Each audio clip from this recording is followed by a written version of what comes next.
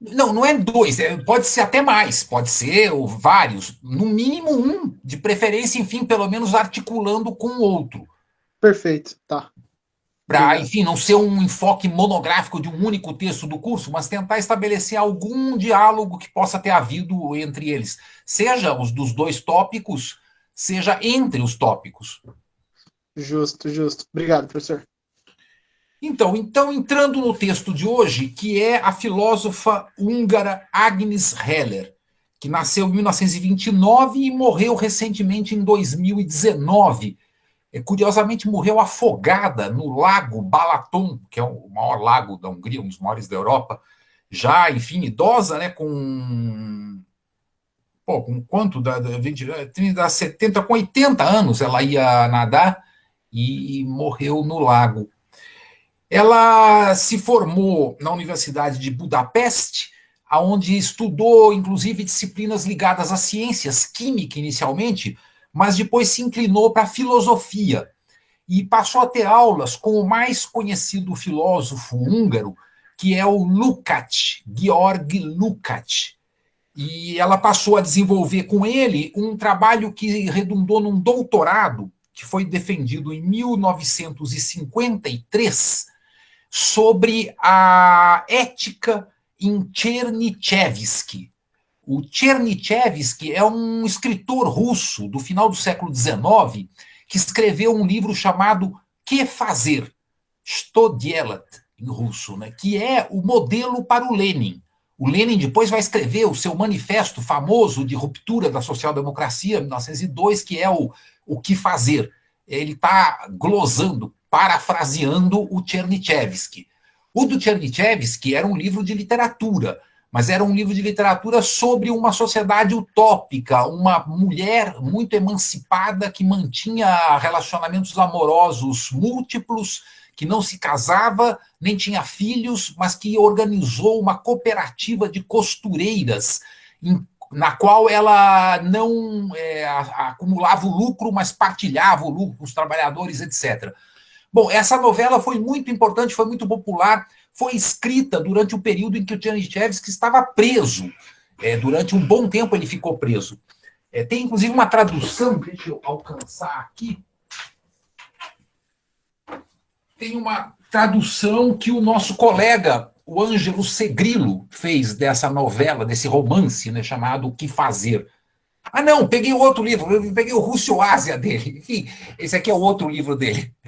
Mas, enfim, O Que Fazer está traduzido no Brasil pelo Ângelo. E a discussão da ética inteligente tem a ver com a questão da crítica ao autossacrifício. É todo um debate sobre a dimensão do autossacrifício.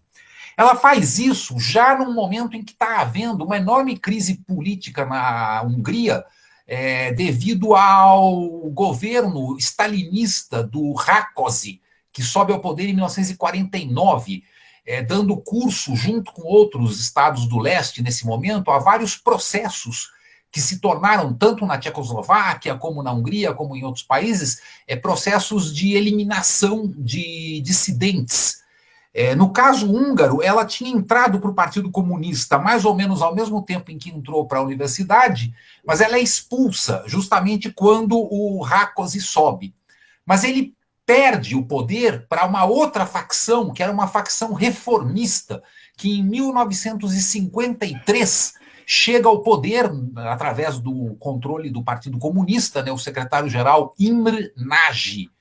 E esse período vai durar até 56, que é o período em que há a chamada Primavera de Budapeste, que vai iniciar como um movimento político de reivindicação de liberdades, etc., mas que logo é esmagado numa invasão de tanques do Pacto de Varsóvia, que causa milhares de mortes, até dezenas de milhares. Não há uma cifra oficialmente estabelecida, por razões óbvias, mas se calcula em dezenas de milhares, porque houve uma resistência enorme, houve rupturas dentro das forças de segurança húngaras, e uma parte se lançou na resistência armada.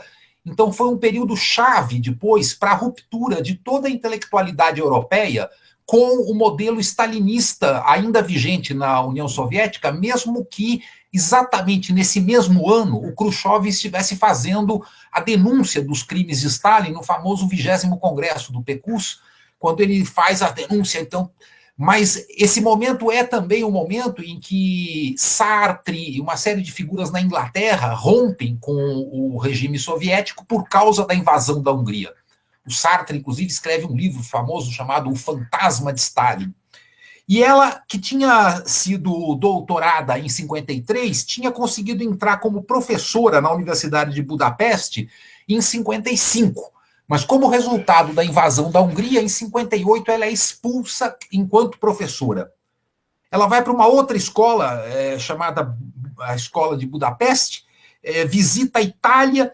Em 1967, ela publica esse livro que é O Homem do Renascimento. Alguns anos depois, em 77, ela vai para a Austrália, junto com seu marido, que é o Ferenc Ferrer, que é um outro intelectual muito importante, que foi não só parceiro amoroso, mas também parceiro intelectual dela. E lá na Austrália, ela vai ser professora numa universidade em Melbourne, chamada La Trobe, e vai constituir uma revista teórica, que vai ser a mais importante revista de estudos marxistas na Austrália, chamada Tese 11. E a partir de 1986, ela se muda para Nova York, onde ela vai lecionar na New School for Social Research, que é uma escola na qual ela vai ocupar a cadeira que era da Hannah Arendt. Ela morre, como eu disse, em 2019, e na fase final da vida, ela vai ter toda uma deriva que rompe com o marxismo e se torna, de certa forma, pós-modernista, ou até mesmo neoliberal. Em alguma dimensão, ela vai teorizar isso num livro de 1990 chamado Can Modernity Survive? Quer dizer, pode a modernidade sobreviver?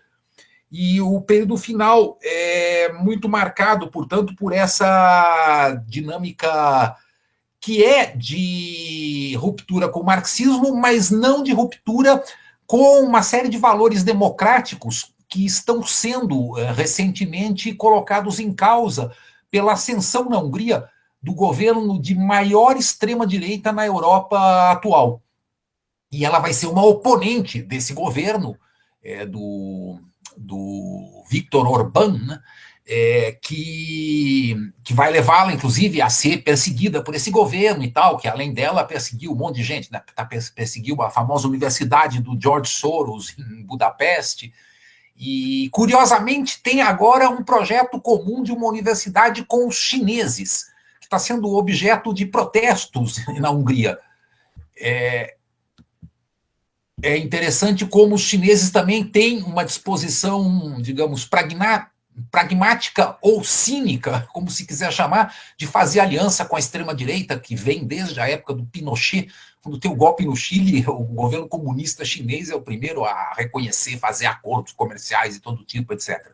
Bom, isso tudo preâmbulo para situar a trajetória de uma filósofa do século XX que é muito conhecida por trabalhos sobre o Renascimento, como a gente vai ver hoje, mas sobre muitas outras coisas, sobre a teoria da necessidade, das necessidades humanas, sobre a dimensão do cotidiano do ponto de vista das ciências sociais, na medida em que O que é o Cotidiano, que é um livro que ela escreve, parte da ideia da alienação ainda, numa chave marxista, como o que governaria o mundo cotidiano. Quer dizer, só haveria desalienação quando se sai do cotidiano, né? Depois ela vai ser também conhecida como uma grande, digamos assim, filósofa política para discutir as dimensões dos conceitos clássicos de democracia, de igualdade, de representatividade, etc, etc. Bom, o livro que... o último detalhe é que ela é judia, o pai foi morto em Auschwitz, e ela também vai ser uma autora ligada a toda uma dimensão de pensamento, digamos assim, ligado à cultura judaica.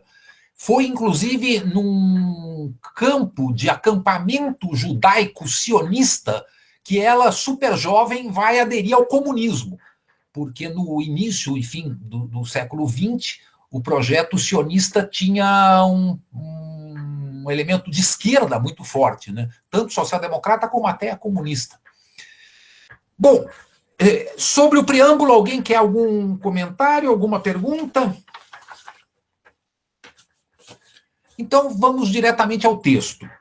Esse texto é o início do livro, que é um livro volumoso, assim, a edição que eu tenho chega a 400 páginas, que é essa edição portuguesa, né, da editorial Presença, O Homem do Renascimento, e ela vai começar de uma forma categórica, já situando, digamos assim, a sua tese na primeira frase do texto, em que ela diz que o Renascimento representou o nascimento da consciência do ser histórico, que é um produto do desenvolvimento burguês e que corresponde a um dinamismo que era inexistente na antiguidade. A antiguidade tinha um conceito estático do homem e, no período renascentista, ele vai se tornar dinâmico.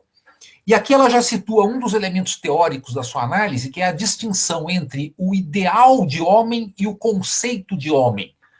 Homem aqui, leia-se humanidade. Ela ainda usa, digamos assim, metonimicamente, de uma forma que era a da época, né, a palavra homem, mas enfim, humanidade.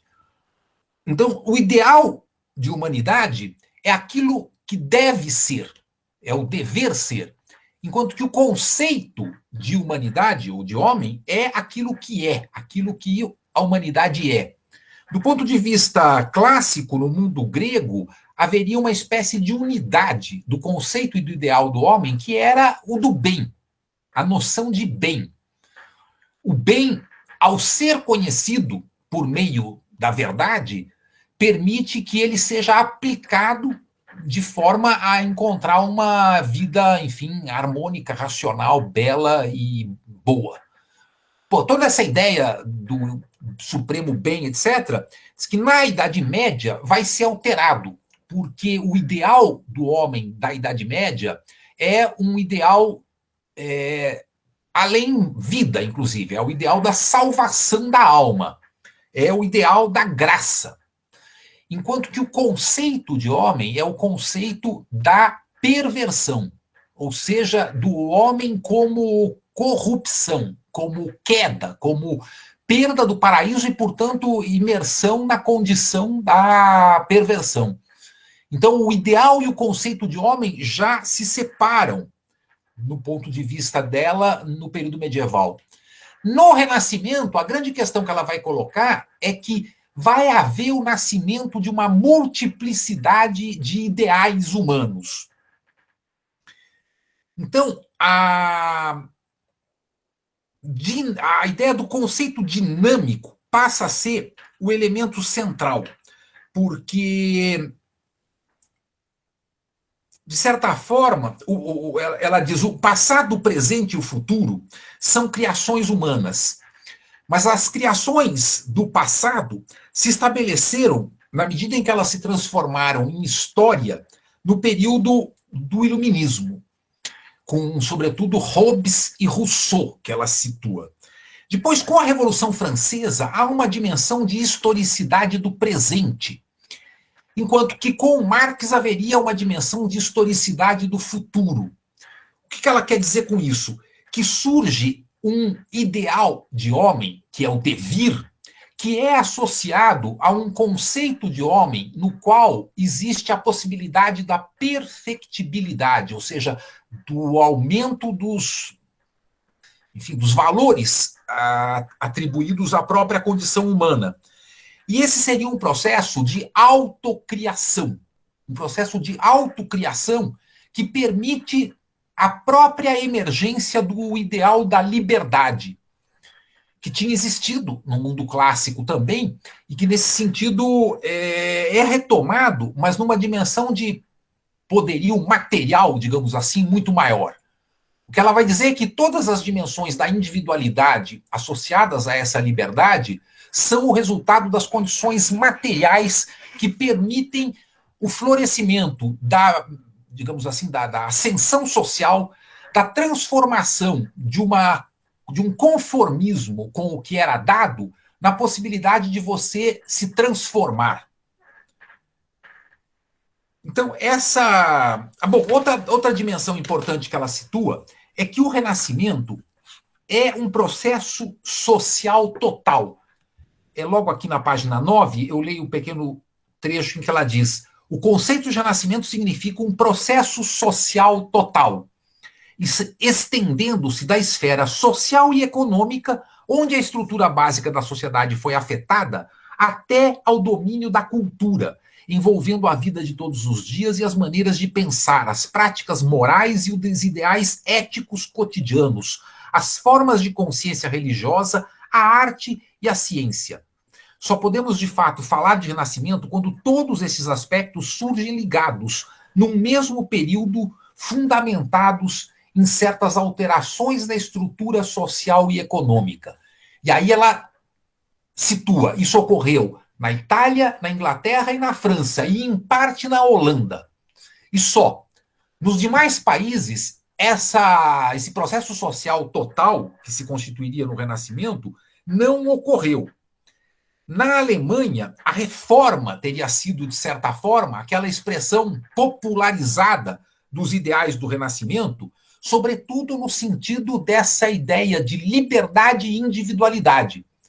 Porque a reforma é, num sentido, digamos assim, estrito, a possibilidade de uma devoção direta do fiel para com a divindade, o que constitui a individualidade, e numa liberdade de interpretação, que lhe permite, inclusive, a leitura da Bíblia, que antes era vedada.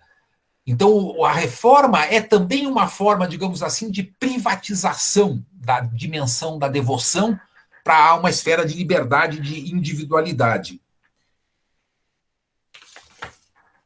A outra coisa importante que ela coloca é que isso tudo é resultado, essencialmente, do processo imanente do desenvolvimento do feudalismo em capitalismo. Ela fala, há uma certa ideia, assim, senso comum, de que o Renascimento é o resultado do encontro com as viagens, o luxo do Oriente e o culto da antiguidade. Nós já vimos em textos passados que a dimensão, inclusive, do conhecimento empírico, direto, da observação, enfim, sensível, da evidência, de tudo que é resultado, inclusive, da Era das Navegações, né, a famosa especificidade do Renascimento português, do Joaquim Barradas, que tudo isso é importante. Mas ela aqui vem situar o que para ela é o elemento, digamos assim, estruturante e estrutural, que seria o processo imanente da transformação do feudalismo em capitalismo. Ela diz, é só isso que vai permitir a emergência desse indivíduo que se autocria na esfera do comércio, na esfera da religião, na esfera da arte.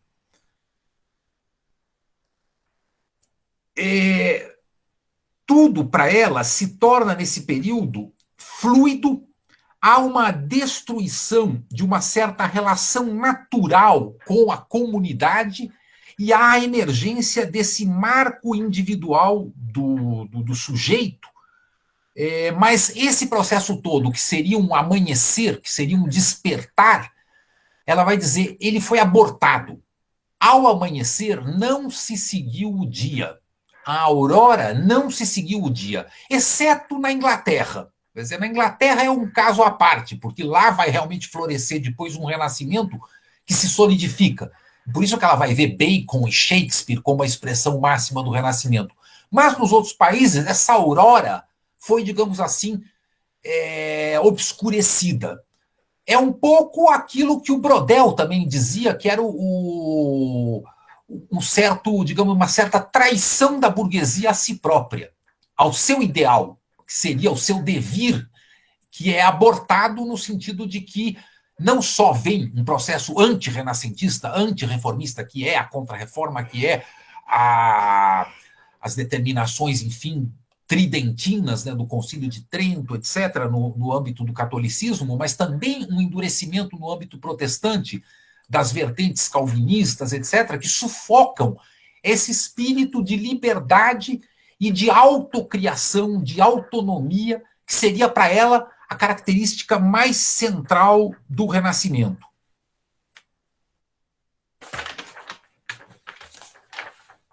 É a partir da página XIV, ela começa a situar que esse processo do homem dinâmico, que escolhe o seu destino, que não é definido por aquilo que deveria ser repetido, mas que quer criar algo de novo, isso no sentido comercial, no sentido artístico, religioso, etc., que tudo isso é, na verdade, o resultado de uma transformação objetiva no processo da produção de riqueza. E a principal transformação do feudalismo ao capitalismo é que a riqueza passa a ser um objetivo em si mesmo. No mundo medieval, não. Tudo era subordinado a dimensões metafísicas transcendentais e religiosas, em última instância. A graça, ou seja, a salvação da alma. A riqueza podia ser um instrumento, mas ela nunca era um fim em si mesmo. E o Renascimento é a emergência desse espírito capitalista que depois, enfim, se torna cada vez mais espiralado no seu transcrescimento, na sua pleonexia autotélica. Essas são palavras não dela, mas que resumem essa ideia da produção pela produção como um processo interminável. E esse processo interminável coloca possibilidades infinitas. Possibilidades infinitas do ponto de vista humano, da versatilidade humana. É o momento em que se abre a aventura para o ser humano, a aventura como nunca antes vista, seja na perspectiva de novas terras, navegações, novas ideias, etc., mas também num sentido que é o da escolha do seu próprio destino, quer dizer, de serem aventuras autônomas, né?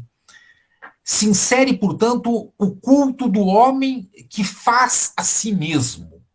Essa ideia de self-made man, ou self-made human, que coloca a sua marca no mundo.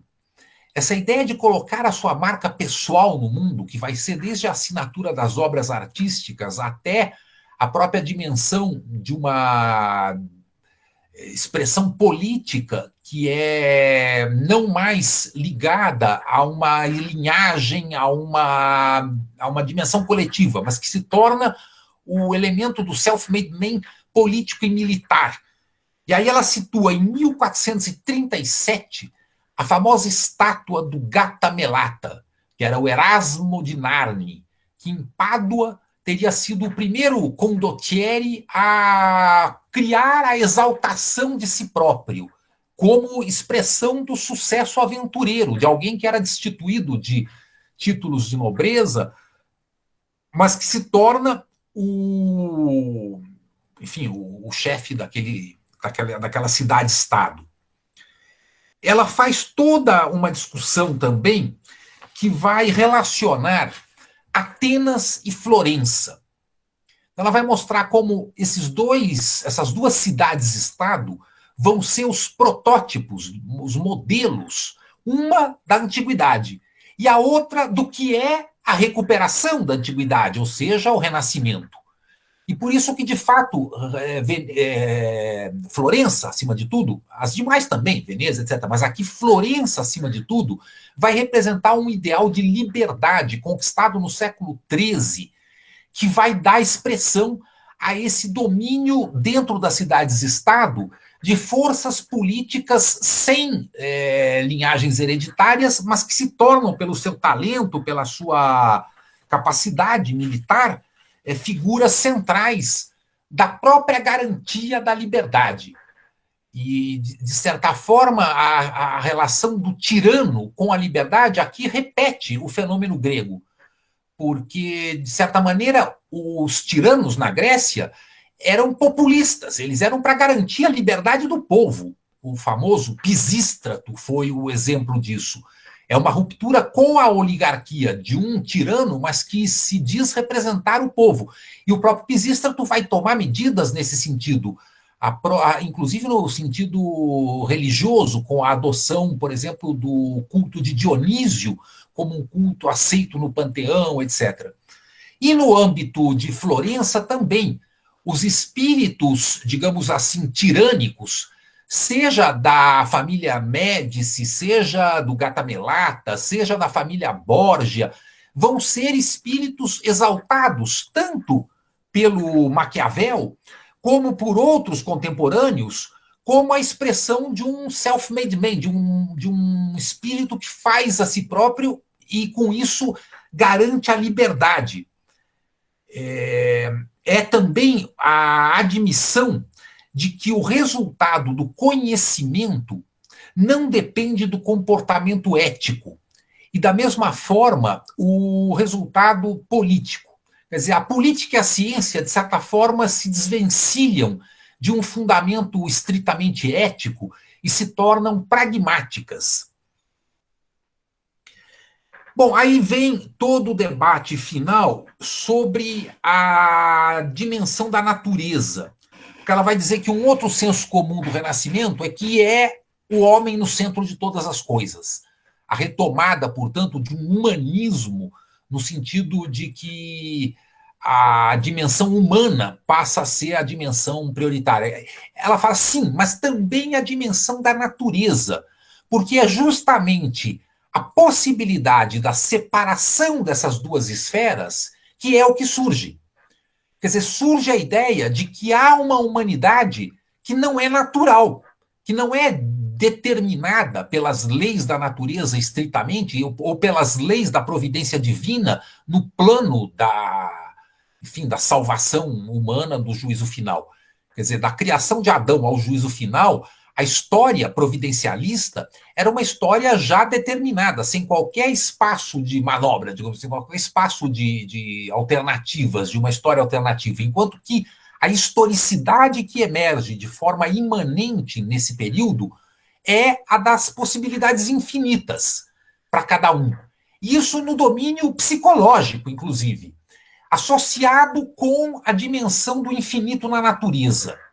E ela vai dizer que aí o Nicolau de Cusa é um dos primeiros a estabelecer tanto a dimensão de leis naturais e como a dimensão de uma infinitude, que depois vai marcar, sobretudo, o pensamento do Giordano Bruno, né? Tem, inclusive, um livro famoso do Alexander Koyré, que é um historiador da ciência, que é sobre a história das ideias do infinito. Que ele vai fazer toda a história de como que o infinito encontra um lugar no mundo fechado.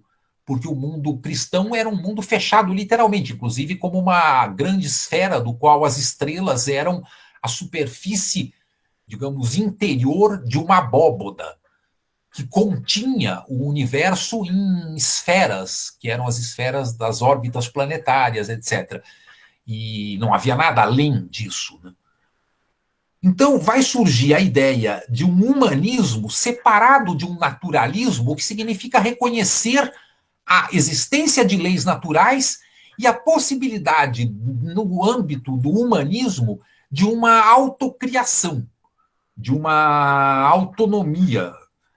E essa autonomia, para ela, é fundamentalmente a dimensão da imanência. O reconhecimento, portanto, que há uma esfera de imanência. Porque o mundo anterior, medieval, era transcendente, exclusivamente. Por mais que a escolástica tomista, né, buscasse, enfim, fundir a lógica aristotélica com os pressupostos dogmáticos da fé cristã, isso era dentro de um universo transcendente. E o que surge aí é a imanência, que é essa autodeterminação. Imanência é ter a essência em si mesmo. É algo que não precisa de causas extrínsecas, mas que se autodetermina. A própria palavra vem de residir em si próprio, né? Vem da noção de casa. Enquanto que transcendente é algo que se eleva através de, é algo que está, portanto, no além. Literalmente, numa espécie de metáfora espacial, a transcendência é externa, extrínseca, é o além. E a imanência é intrínseca, ela é autônoma, ela é, portanto, a capacidade da própria, do exercício da liberdade por parte de sujeitos autônomos. E por isso que toda a filosofia moderna vai ser a filosofia do sujeito, né? É a distinção entre um sujeito e um objeto, a definição da possibilidade do conhecimento nessa relação e a definição depois do que constitui a determinação do sujeito. O outro elemento é a escala dos valores, a escala ética, que no mundo clássico era definida por uma espécie de tábua dos valores, que eram chamados de valores cardeais, que depois que estão representados na obra do Aristóteles, na Ética Nicômaco, em vários outros autores, que é a sabedoria, a coragem, a moderação e a justiça. E cada uma para uma esfera da alma, né? A sabedoria é para o intelecto, para a mente racional que está no cérebro. A coragem é para a esfera afetiva, a esfera do coração, emotiva, que está no coração. A moderação é para a esfera apetitiva, que está no baixo ventre. E a justiça as equilibra todas. A sabedoria, às vezes, é traduzida por prudência. É a palavra grega phronesis. Pode ser sabedoria ou prudência, num certo sentido. E a palavra moderação, que é sofrosine em grego, pode ser traduzido também por temperança.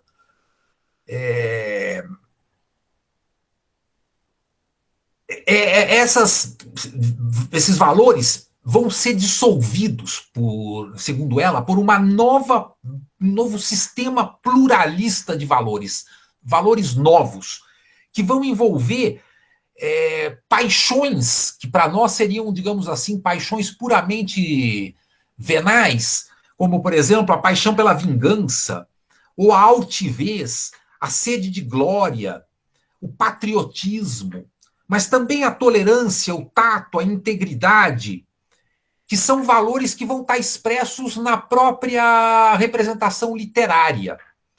E um dos valores mais importantes dessa representação literária e dessa alteração na vida cotidiana e em tudo mais é o amor. O amor renascentista. O amor nasce no Renascimento, de certa forma. Não existia amor no mundo medieval. No mundo medieval havia relações de aliança estabelecidas entre famílias que eram governadas por escolhas parentais. A ideia de que alguém, por afinidade própria, enfim, porque gostou dos belos olhos de uma outra pessoa, vai passar aí a ter, enfim, envolvimento romântico, sexual, amoroso, se casar, etc., era estranha à sociedade, tanto de corte, onde o nível da aliança era, inclusive, muito mais, digamos, poderoso, como na própria sociedade camponesa, em que também essa ideia de que você vai escolher quem gosta, enfim, entre as pessoas solteiras, é algo que era inconcebível. O grau de compulsividade das condições materiais, que eram, enfim, compulsivas, a sobrevivência, a pobreza, a miséria, impediam o exercício da livre escolha. E isso se manifesta, de certa forma, na literatura, em que o amor romântico que surge com a literatura cavalheiresca, o chamado amor cortês, ele é sempre um amor impossível, ele é sempre um amor irrealizado, é sempre um amor passional que não corresponde ao casamento, porque o casamento é, obviamente, uma questão de interesses, e, portanto, ele é algo impossível. Só no mundo renascentista que ele começa a alcançar a sua possibilidade, não só literária, mas inclusive real. O exemplo clássico literário é o Shakespeare, Romeu e Julieta. Mas há uma série de outros que vão, enfim, desde as próprias exaltações no humanismo de Dante e Beatriz, chegando depois, passando por Tristão e Isolda é anterior. Tristão e Isolda ainda é desse amor impossível, cavalheiresco, enfim, que é o amor cortês, né, de uma tradição. Mas esse amor por escolha passa a existir como uma realidade, digamos assim, social em âmbitos europeus.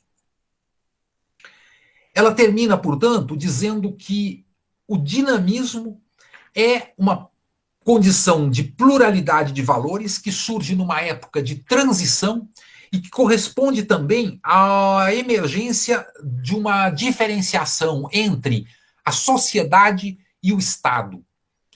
Quer dizer, o conceito de uma sociedade é algo que surgiria nesse momento, com a própria emergência do, digamos assim, do reflexionar sobre a dimensão política que a obra de Maquiavel, a obra do Pomponazzi, a obra do Bruni, né, e outros coloca, sobretudo nesse âmbito italiano. A síntese para ela é, portanto, as chamadas 4 glórias máximas do Renascimento, que ela vai dizer que são Maquiavel, Montaigne, Bacon e Shakespeare. Curiosamente, né, um só italiano, Maquiavel, um francês, que é o Montaigne, e dois ingleses, Bacon e Shakespeare. O Montaigne é o grande filósofo do ceticismo, né? É o homem que vai escrever os ensaios que estabelecem toda uma dimensão de autorreflexão crítica sobre a própria possibilidade do conhecimento, que, de certa forma, inaugura também a filosofia do sujeito, né?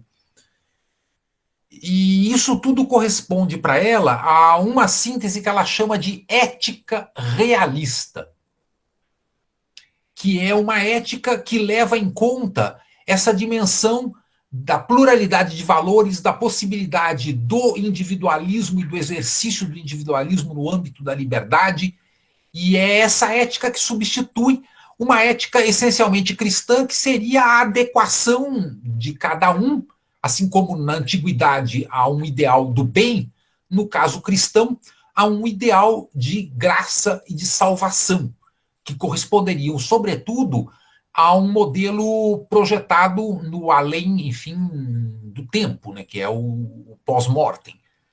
E o mundo renascentista é, nesse sentido, um mundo ligado ao presente, à dimensão do corpo, à dimensão das transformações, enfim, visíveis por uma geração que, de certa forma, estava sofrendo o impacto, como eu disse em aulas anteriores, de uma das maiores revoluções espirituais, né, que uma geração já tinha vivido, porque havia a perda da autoridade da igreja, a descoberta de uma dimensão geográfica e até humana, zoológica, botânica, de mundos novos, havia a perda da centralidade do drama da criação, tanto do ponto de vista da historicidade, que emerge como uma possibilidade de liberdade, né, do devir, mas isso criava angústia, porque criava, enfim, a incerteza, e também a dimensão cosmológica de um mundo não centrado na Terra, mas no Sol, e um mundo que tinha uma fronteira infinita. É a frase, né, de certa forma, que está inscrita lá na Praça do Relógio, né, da USP, que é: o mundo é uma esfera cujo centro está em todas as partes e a circunferência em nenhuma. Lá está escrito conhecimento. Essa frase foi adaptada para dizer o conhecimento é uma esfera cujo centro é... Mas a frase original é o universo. E é a frase que depois vai se tornar a razão pela condenação a ser queimado na fogueira para o Giordano Bruno, né? Uma espécie de protomártir do Renascimento e da Revolução Científica. Do Renascimento tardio, porque, como ela mostra, é um processo social que tem uma situação geográfica móvel, que inicia-se na Itália, depois se desloca para o mundo inglês, parte holandês, e é, portanto, o resultado de um processo social que ela, de um ponto de vista marxista, tenta compreender não apenas como os seus resultados na alta cultura, mas também na vida cotidiana e na dimensão mais ampla daquilo que seria, digamos, a cultura, num sentido, enfim, o mais genérico possível, né? Bom, acho que é essa síntese que eu tinha para fazer. Deixa eu só ver aqui, não falta nada. Então, abro para qualquer questão, comentário ou pergunta.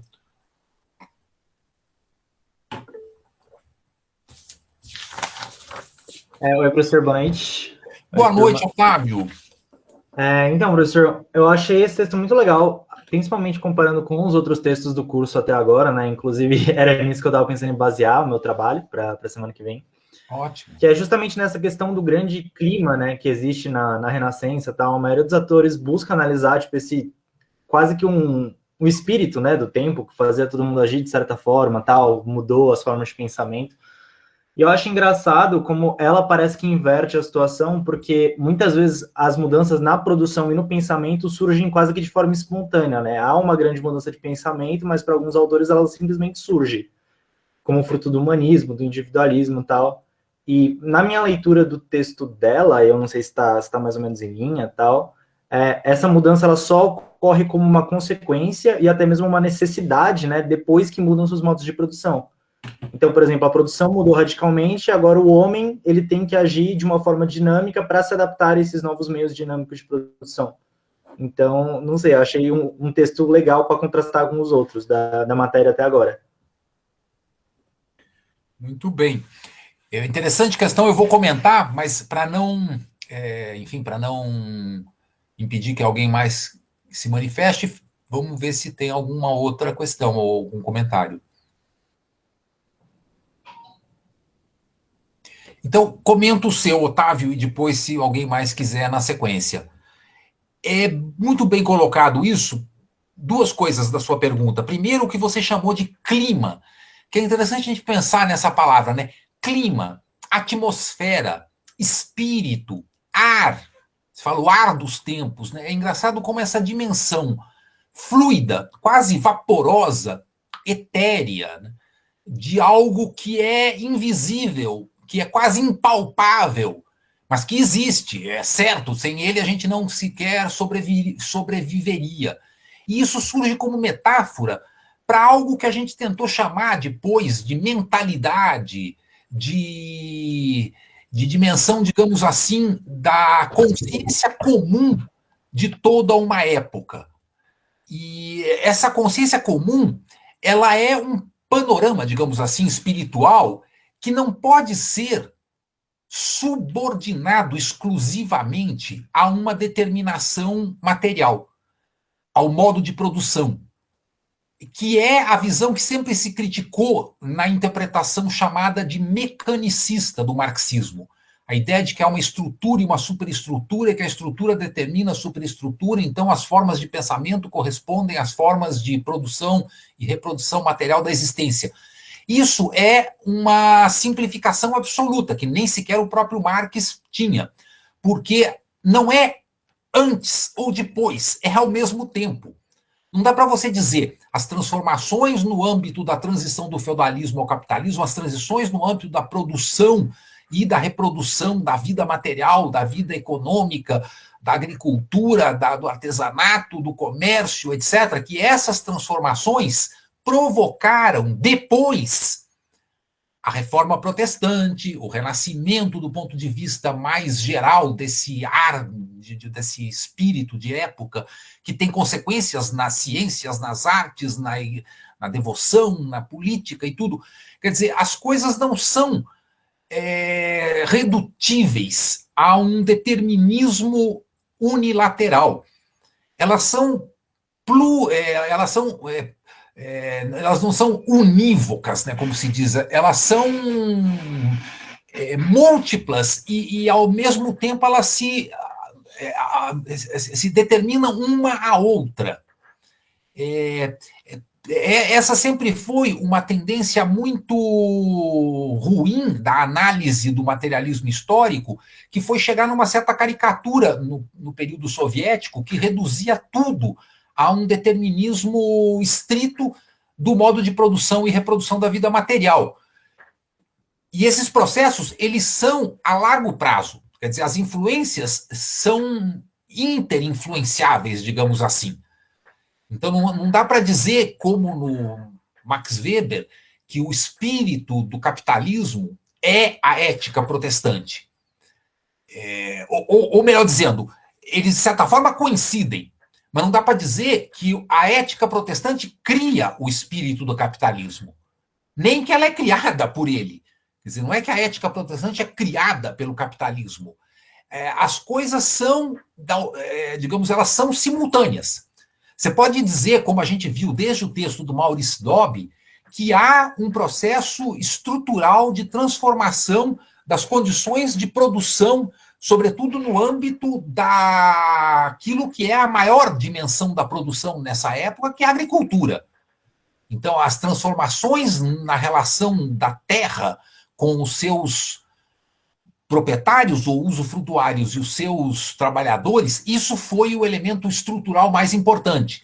A expulsão dos camponeses, o cercamento das terras, a transferência da gestão das terras para os arrendadores, com isso a queda do rendimento aristocrático, sobretudo diante da crise inflacionária metálica por causa da América, isso tudo vai criando, digamos assim, uma redistribuição das rendas na sociedade que desloca o domínio da riqueza material das mãos daqueles que detinham o domínio político. Ou seja, a nobreza, enfim, fundiária começa a perder o poder material, passa a ter menos dinheiro do que um burguês de origem plebeia. E essa separação do poder político e do poder econômico, de certa forma, é a separação do que vai depois coincidir com o Estado absolutista na fórmula do Tilly, né, da prata da espada se juntando ao cetro.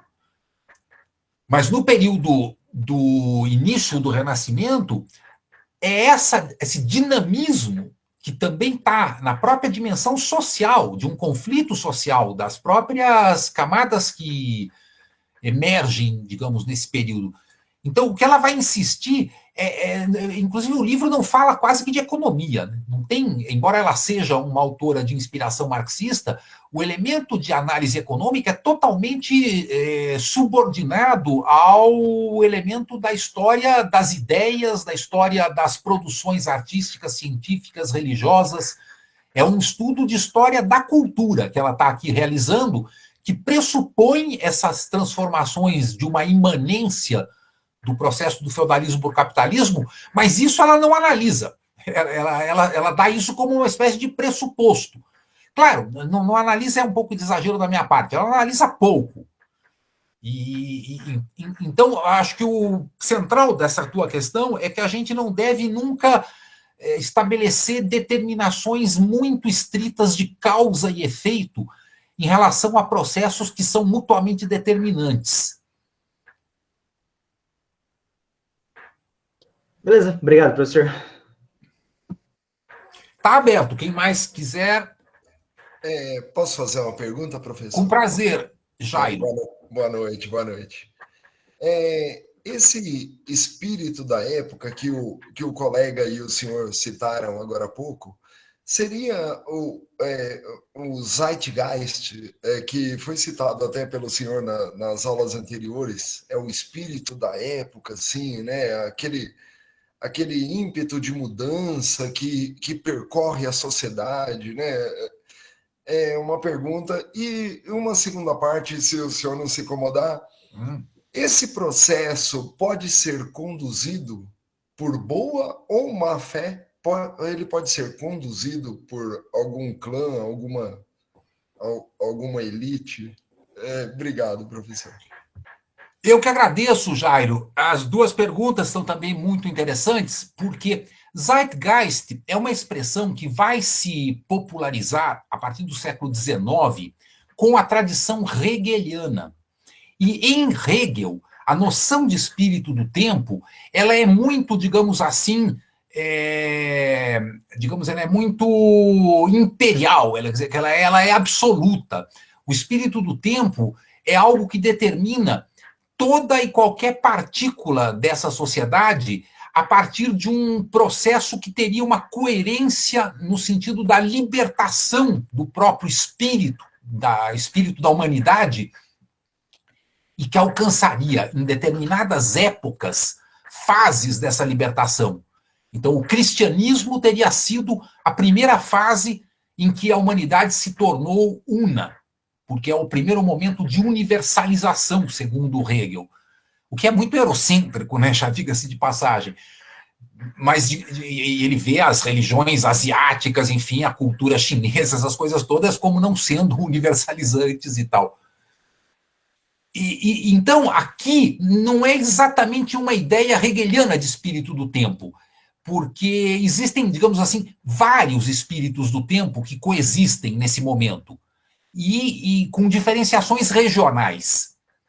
Não dá para a gente reduzir a uma essencialização, digamos assim, de como se o espírito do tempo fosse quase que um sujeito em si mesmo, entende? Então, porque aí a gente acaba substituindo as pessoas concretas, os processos concretos, os países concretos, né, por uma espécie de abstração teórica, que é o que o hegelianismo vai chegar em última instância.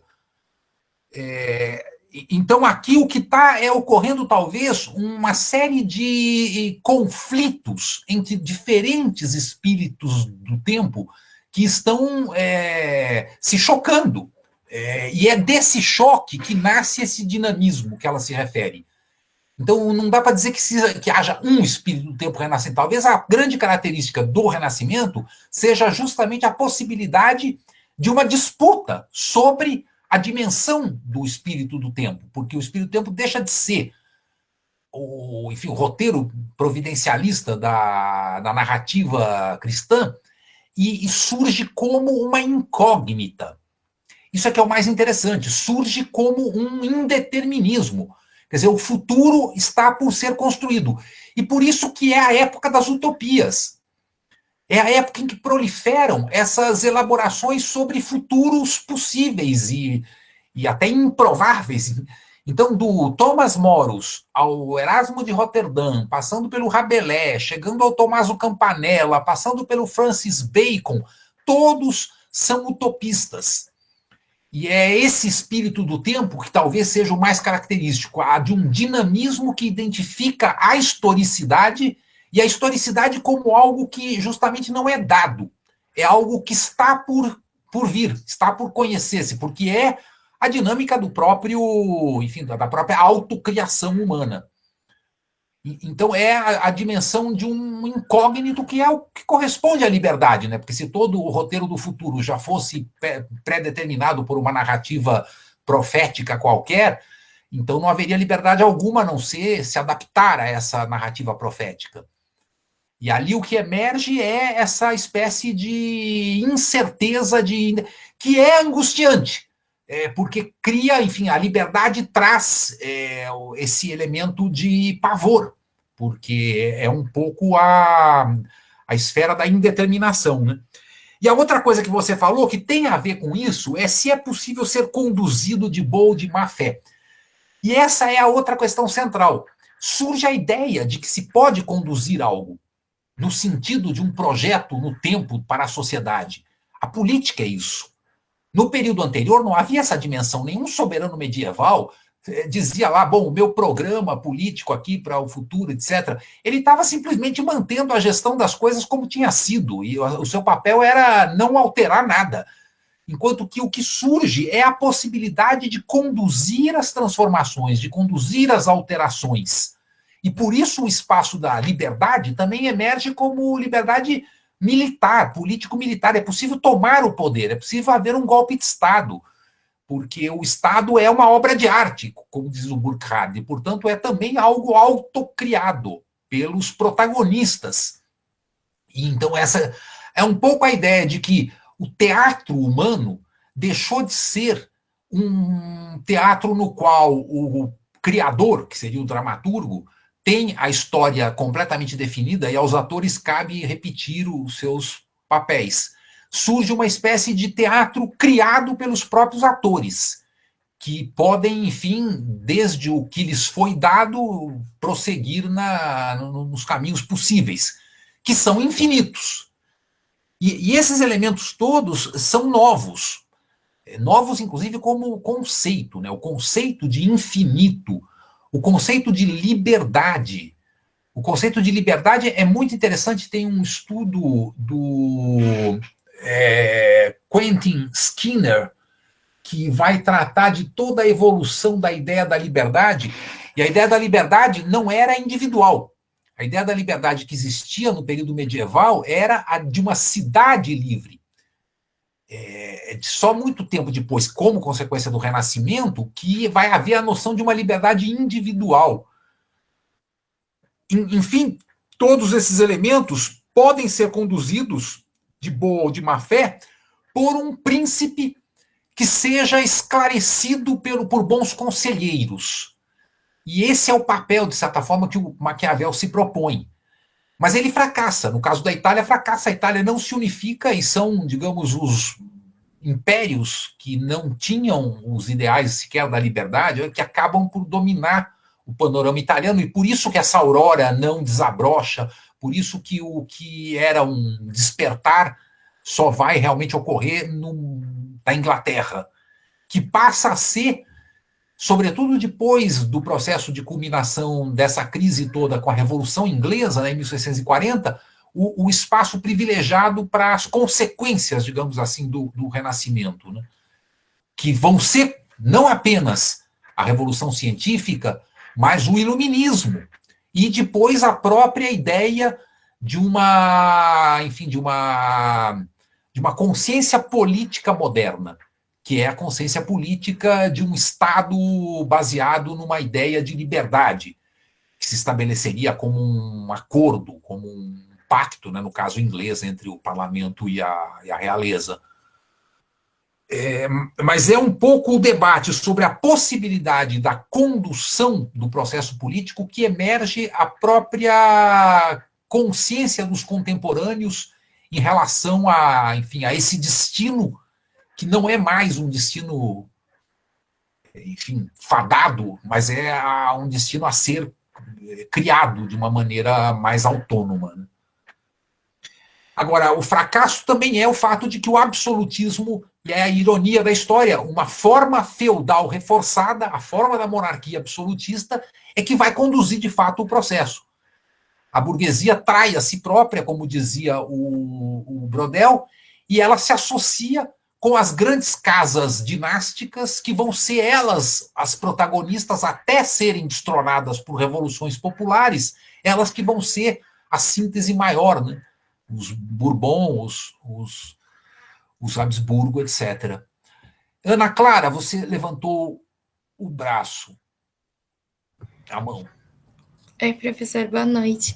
Boa noite. Eu queria fazer mais um comentário que eu fiquei pensando, queria também saber a opinião do senhor, que quando o senhor fala que a humanidade, assim, deixa de ser um conceito natural, começa a ser pensada de outras formas, eu fiquei pensando na relação com a colonização da América, como a igreja via os indígenas e eles, não sei, pensavam a questão do direito natural, a questão do direito divino, do poder do rei sobre aqueles sujeitos, e aí fiquei pensando como é aquilo que o senhor falou, que é as coisas em curso, né? Que eles estavam, não sei lá, as casas discordando da questão do direito, não, enfim, estou me confundindo, mas enfim, da questão, sei lá, deles refletirem assim sobre o próprio tempo e as coisas estarem se alterando e as coisas em curso. Eu falei muito confuso, mas enfim, era só um comentário. Professor. Pois não, Francisco. Eu queria também fazer uma misto de pergunta, comentário, que eu acho que talvez dialogue também com a pergunta da Ana Clara. Me ficou ocorrendo, me chamou atenção esse raciocínio, né, desenvolvido de uma certa continuidade ou transformação, talvez, entre o Renascimento, o humanismo renascentista, que meio que continua, digamos assim, no iluminismo, né, e que teria uma expressão maior nessa consciência política moderna a partir dos estados. Me chamou a atenção porque, assim, por ter estudado direito, né, boa parte da graduação em direito, pelo menos o primeiro ano inteiro, é uma discussão que dialoga um pouco com sociais, né, que são duas disciplinas chamadas teoria geral do Estado. Não chega a ser uma discussão densa sociológica, digamos, e isso acho que é uma crítica válida, mas tem um en passant, digamos assim, pela evolução do Estado, e evolução de certa medida, dessas consciências políticas, né? um dos grandes marcos a Paz de Westfália, né, que é assim, um marco referência do constitucionalismo moderno, e esse constitucionalismo moderno, né, pensado assim, essas liberdades fundamentais viradas leis que obrigam um Estado a, digamos, garantir direitos mínimos para todos os indivíduos, bebe muito da Paz de Westfália, mas também da história do constitucionalismo inglês, né, porque, assim, só a título de exemplo, quando se vai geralmente argumentar sobre a força do common law, por que é possível regular bem conflitos com um direito baseado não em leis escritas, mas mais, digamos, em uma tradição, tal, a Inglaterra é sempre o exemplo, né? Porque tem institutos jurídicos na Inglaterra que ainda são invocados, ainda hoje, salvo engano, se eu não estiver equivocado, acho que coisas como habeas corpus, algumas garantias penais, que são ali de 1.200 bolinha, 1.300 bolinha, né? Enfim, coisas...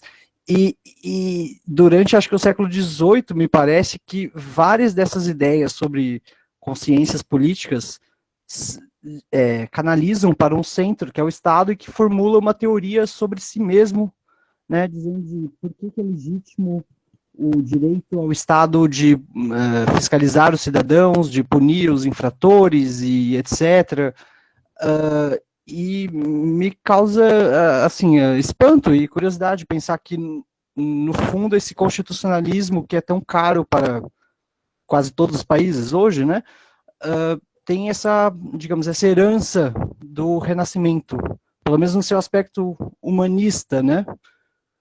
Enfim, não sei se fez sentido.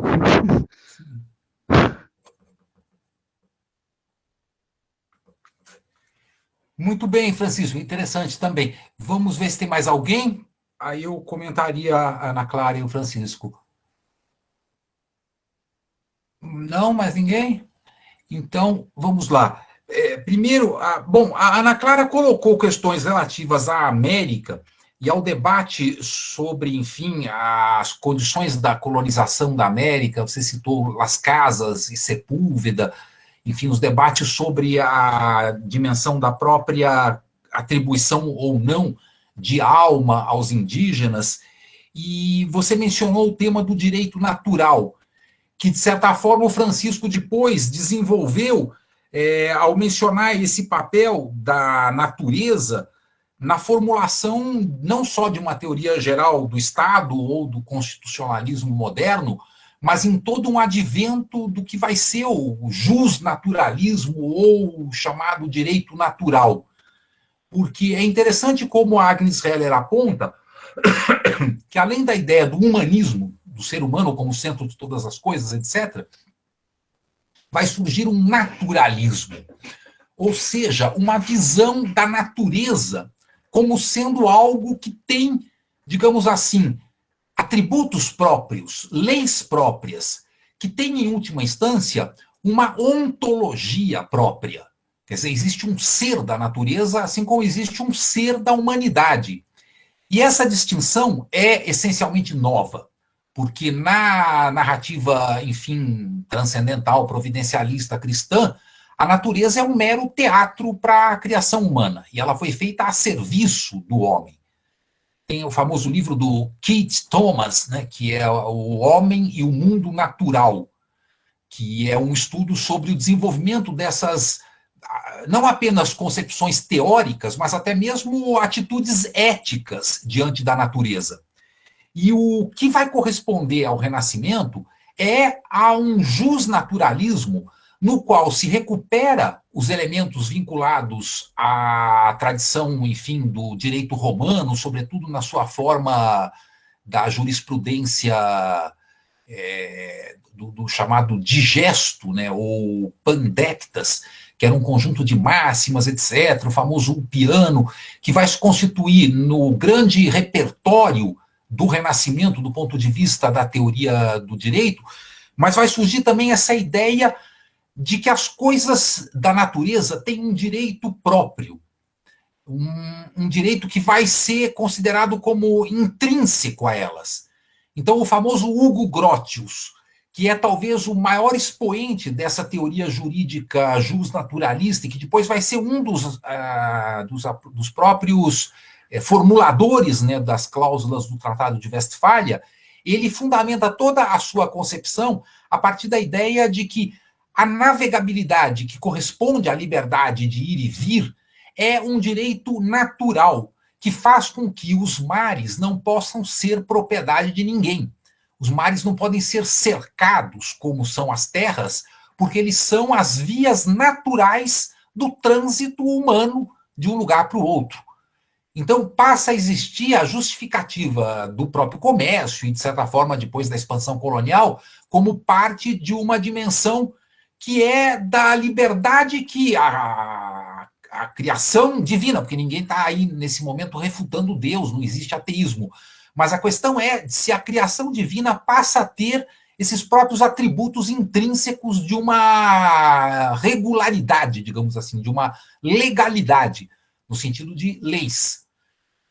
Por isso que o protestantismo vai ser o fundamento do desenvolvimento da ideia de objetividade da natureza, porque o protestantismo parte do princípio de que o universo foi criado conforme leis intrínsecas, e não há espaço para intervenção milagrosa da providência conforme o mundo católico concebia.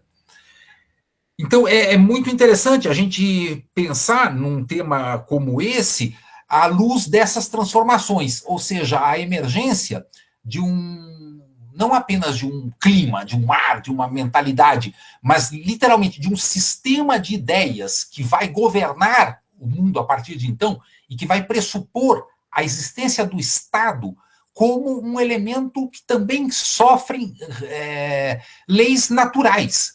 Quer dizer, o Estado vai começar a ser visto como uma entidade objetiva que cabe analisar como se fosse, digamos assim, um corpo orgânico.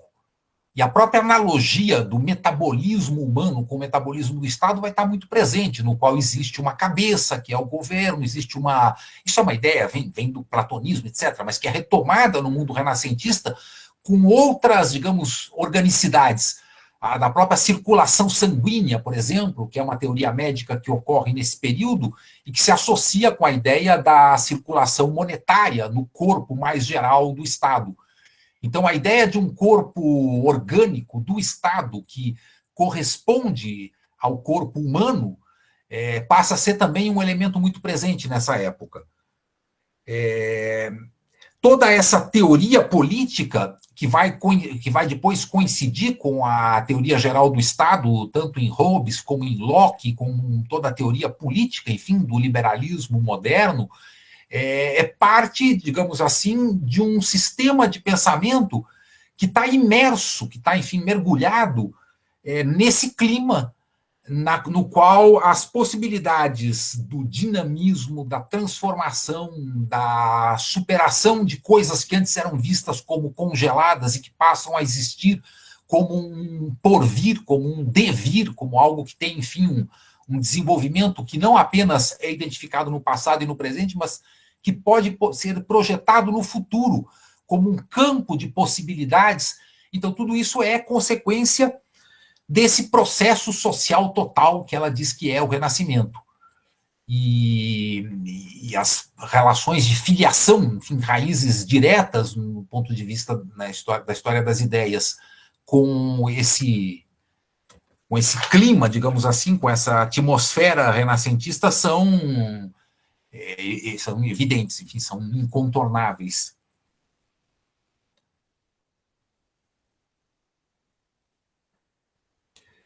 E então podemos dizer que essas teorias todas, do Hugo Grotius, depois chegando ao próprio Hobbes e ao Locke, de certa forma são derivações do pensamento político renascentista que atribui protagonismo humano, não apenas político, no desenrolar do seu destino, e pressupõe a possibilidade da condução desse destino.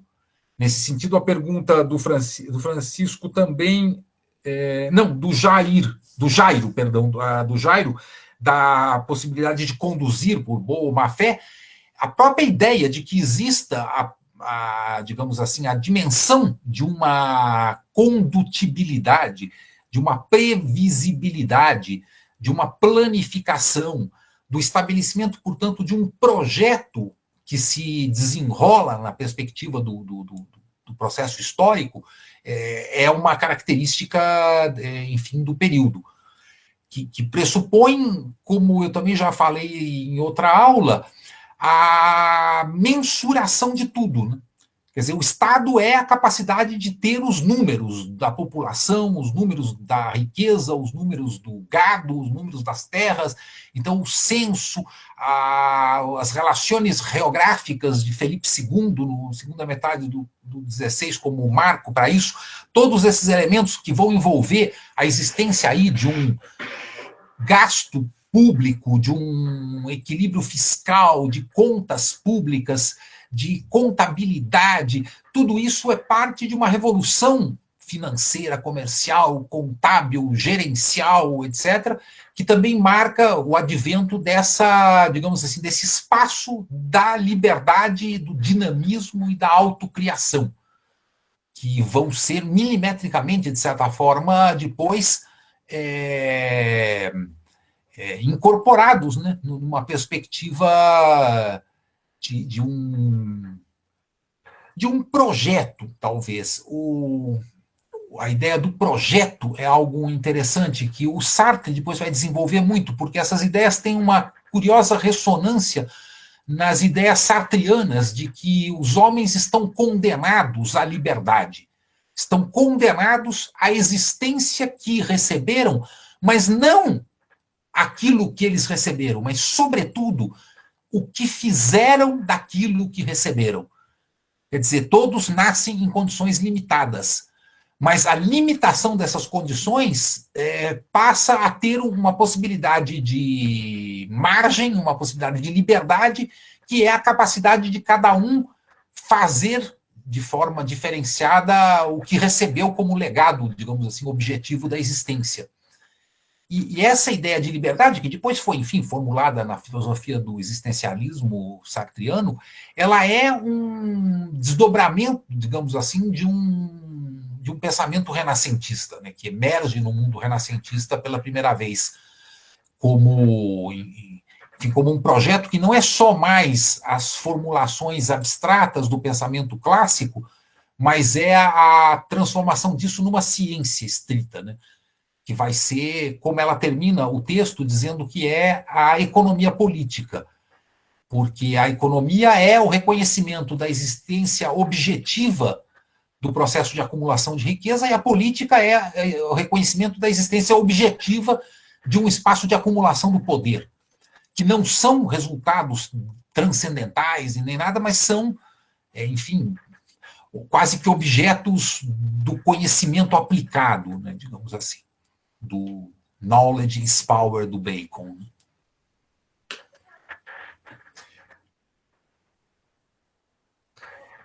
Professor, queria agradecer a clareza que o senhor expôs a resposta. Muito obrigado, grande aula, obrigado. Obrigado você, Jairo, pela questão. Bom, já estamos um pouco avançados, vamos ver se há outras questões. Eu tenho uma questão, sim. Por favor, Mariana. Então, contas, né, pelo que eu entendi, para Heller, acho que a grande palavra-chave é dessa fluidez, né, da modernidade, que tudo agora começa a se transformar. E aí eu fiquei lembrando de uma frase que tem no Manifesto Comunista, mas que eu só me lembrei da frase porque eu achei ela bonita, eu nunca cheguei a pensar sobre ela. Que tudo que é sólido se desmancha no ar ou algo assim. E aí, como eu não voltei a reler o manifesto, eu queria saber se era isso que Marx estava se referindo, se era sobre essa desfixação de tudo na modernidade, sobre que a terra era mais algo dado, né? Você não estava mais conectado à terra, ou que a mão de obra vira mercadoria, tudo vira móvel, né? Tudo está a condições móveis do que próprio, preso no seu campo significados, assim, né? Tipo, que os símbolos param de fazer parte de uma coisa fechada e viram todos parte da mercadoria. É isso que ela se refere, que compõe a modernidade? É a isso que Marx está se referindo? Sim, eu acho que sim. É inclusive o título de um livro famoso do Marshall Berman, que era um crítico de cultura nova-iorquino que publicou esse livro, que no Brasil teve um enorme sucesso. Ele ficou surpreendido. Depois ele veio ao Brasil e falou: nossa, o lugar em que o meu livro teve o maior sucesso foi no Brasil, que é o Tudo que é Sólido se dissolve no ar, né? Como, Francisco? Eu li esse livro um pouco. Então, eu também li há muito tempo atrás e gostei muito na época. E ele toca exatamente nessa ideia, que a gente poderia dizer assim, que a metáfora da solubilidade, da fluidez, daquilo que se torna solúvel, ela é, curiosamente, a metáfora mais, digamos assim, abrangente, mais útil para a gente trabalhar com todas essas ideias, né? Por exemplo, resolver um problema. O que é resolver? É torná-lo solúvel. Se ele não é passível de resolução, é porque ele é insolúvel.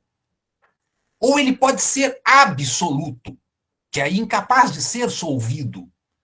Então, a gente vai encontrar essas noções de solvência, de solução, de fluidez, ligadas a uma dimensão quase hídrica, digamos assim, uma metáfora hídrica da existência, que é muito útil, porque no mundo moderno, que nasce com o Renascimento, tudo que era sólido, de certa forma, se torna fluido.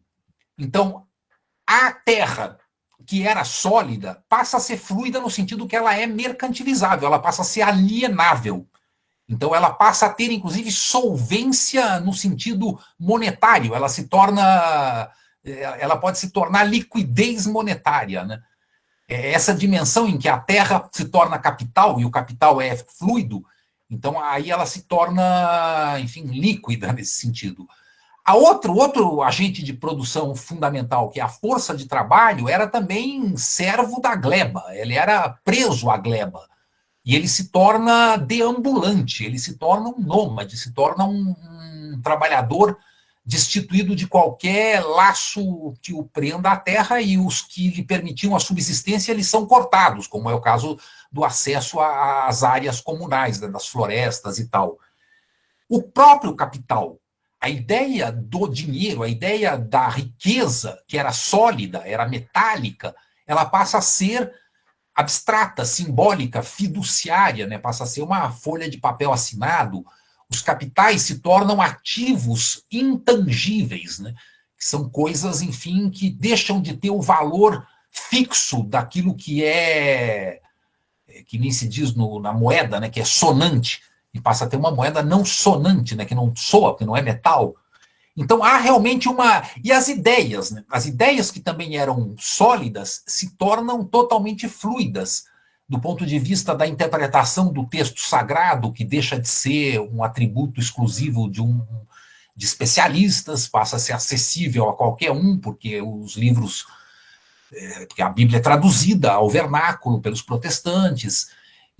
E depois não só a Bíblia, mas todas as ideias, os livros antigos, os novos livros, os livros que são heterodoxos, né? A própria ideia de uma heterodoxia, né? Que é a opinião do outro, né? E substituindo a opinião correta, que é a ortodoxia.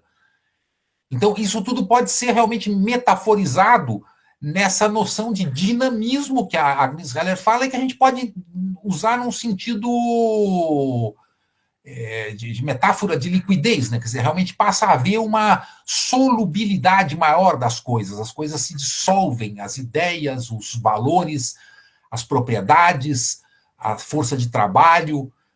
Então, de fato, a metáfora do Marx, ela é muito feliz, né? Eu não sei, ele próprio talvez tivesse se inspirado em outros autores para essa noção de fluidez e de liquidez, de solvência, de solubilidade, né?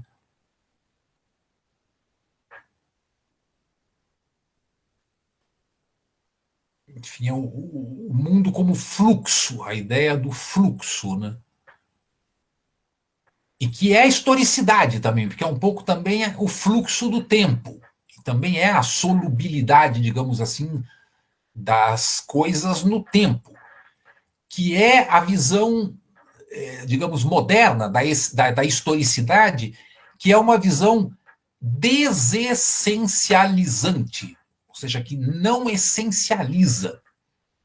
Por exemplo, o orientalismo, né, do Eduardo Said, que é um texto muito importante para vocês lerem algum dia, e que ele diz: nenhum conceito, seja Oriente, seja Islã, pode ser considerado como algo essencial. Não existe nem sequer as identidades nacionais, nenhuma identidade é essencial, porque tudo está submetido à transformação histórica, né?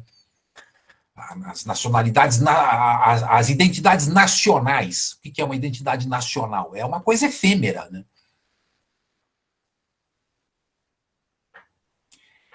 E nesse sentido, a emergência, nesse momento, de formas nacionais, que vão corresponder depois aos estados, etc., são coagulações, digamos assim, de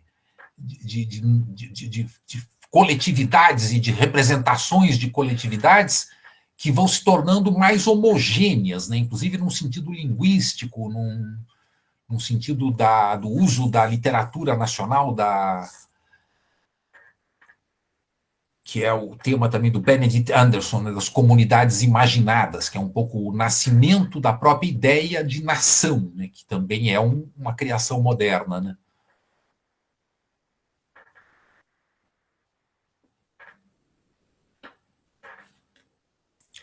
Bom, eu recomendo a leitura do livro todo, que é um livro muito rico em debates, enfim, historiográficos e particularmente de história da arte.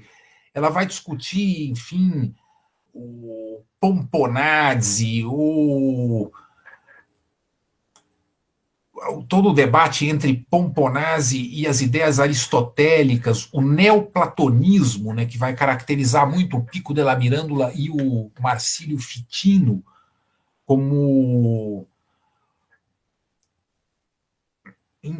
Enfim, é um livro que precisaria ser lido na sua íntegra e fazer assim um curso inteiro só desse livro, e teria que ser acompanhado de um curso sobre a cidade de Florença, que desde o século XIII é uma república, ou seja, ela é um protótipo dessa ideia de autonomia, de liberdade, de espaço, de perspectiva no futuro, que vai ser depois destruída, né, a partir de 1532, quando a República Fiorentina é encerrada pelo domínio do papado, aí, que derrota numa guerra Florença. E isso tudo também é expressão do contra-renascimento, que também é a perda da liberdade republicana e municipal da própria cidade máxima do florescimento. E ela faz também uma espécie de analogia.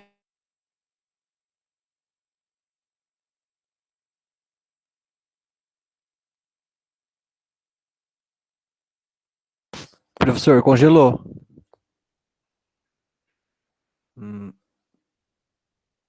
Congelou, certo? Uhum.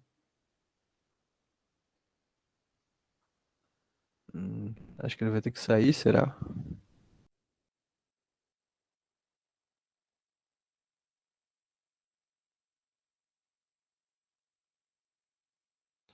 É o professor que caiu, né? É isso. É, pode crer.